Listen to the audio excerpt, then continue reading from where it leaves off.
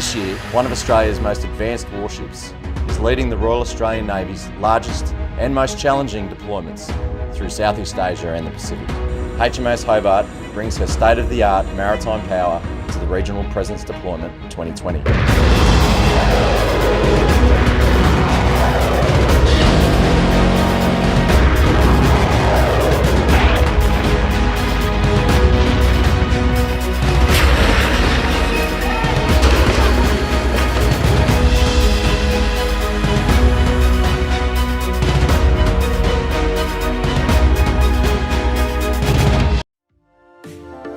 My name is Sub-Lieutenant Brock Smith and I get to work on Navy's most advanced warfighting platform, the Hobart-Class destroyer, as a weapons electrical engineering officer.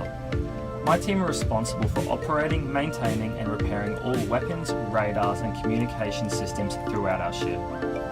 Being on a DDG as an engineer is hugely rewarding and exciting due to the sheer amount of capability that is still evolving.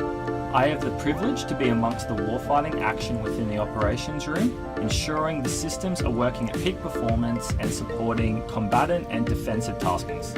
Outside the ops room, we are leading teams of expert sailors who are specialists in the equipment on board and look to us to coordinate work, interpret policy during a range of undertakings.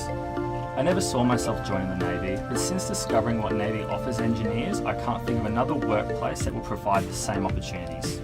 We have a balanced mix of sea and shore postings, a significant amount of paid professional development opportunities, and the ability to fast-track an extensive portfolio of projects and equipment.